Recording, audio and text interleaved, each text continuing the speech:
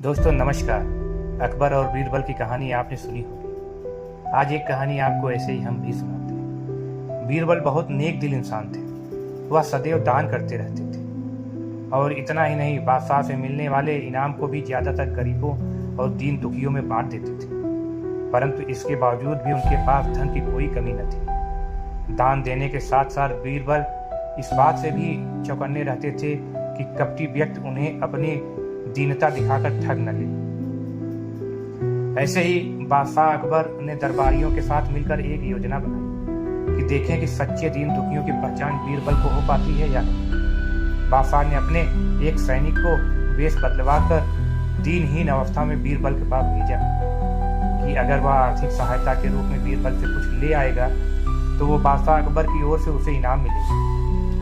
एक दिन जब बीरबल पूजा पाठ करके मंदिर से आ रहे थे तो भेष बदले हुए सैनिक ने बीरबल के सामने आकर कहा, हुजूर दीवान, मैं और मेरे 8 छोटे बच्चे हैं जो 8 दिनों से भूखे हैं। भगवान का कहना है कि भूखों को खाना खिलाना बहुत पुण्य का कार्य है।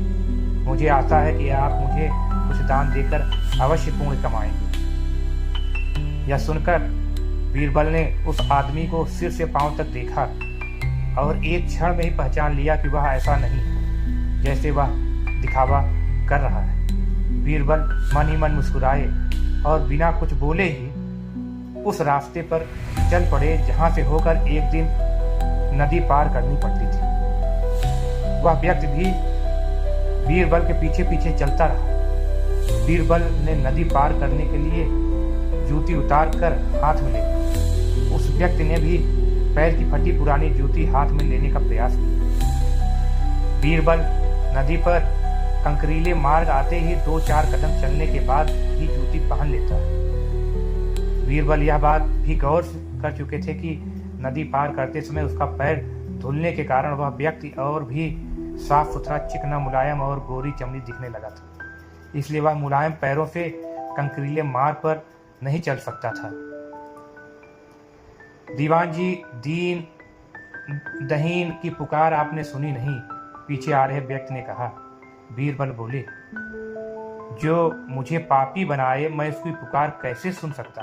क्या कहा? क्या आप मेरी सहायता करके पापी बन जाएंगे? हाँ, वह इसलिए कि शास्त्रों में लिखा है कि बच्चे का जन्म होने से पहले ही भगवान उसके भोजन का प्रबंध करते हुए उसकी माँ के स्तनों में दूध दे देता है। उसके लिए भोजन की व्यवस्था भी कर देता है। यह भी कहा जाता है कि भगवान इंसान को भूखा उठाता है पर भूखा सुलाता नहीं। इन सब बातों के बाद भी तुम अपने आप को 8 दिन से भूखा कह रहे हो। इन सब स्थितियों को देखते हुए यही समझना चाहिए कि भगवान तुमसे रुष्ट है और वह तुम्हें और तुम्हारे परिवार को भूखा रखना चाहता है। लेकिन मैं उसका सेवक हूँ। अगर मैं तुम्हारा पेट भर दूं तो ईश्वर मुझ पर रुष्ट होगा ही। मैं ईश्वर के विरुद्ध नहीं जा सकता, ना ही मैं तुम्हें भोजन नहीं करा सकता, क्योंकि यह सब कोई पापी ही करा सकता है। बीरबल का यह जवाब सुनकर वह चला गया। उसने इस बात की बादशाह और दरबारियों को सूचना दी। बादशाह अब यह समझ गए कि बीरबल उनकी चालाकी पकड़ ली। अगले दिन बादशाह ने बीरबल से पूछा, बीरबल, तुम्हारे धर्म कर्म की बड़ी चर्चा है और तुमने कल एक भूखे को निराश ही लौटा दिया, क्यों? आलमपना, मैंने किसी भूखे को नहीं बल्कि एक ढोंगी को लौटा दिया था और मैं यह बात भी जान गया हूँ कि वह ढोंगी आपके कहने पर मुझे बेवकूफ बनाने आया था। बादशाह अकबर ने कहा, बीरबल, तुमने कैसे जाना कि यह वाकई भूखा न होकर ढोंगी है? उसके पैरों और पैरों की चप्पल देखकर यह सच है कि उसने अच्छा भेष बनाया था, मगर उसके पैरों की चप्पल कीमती थी।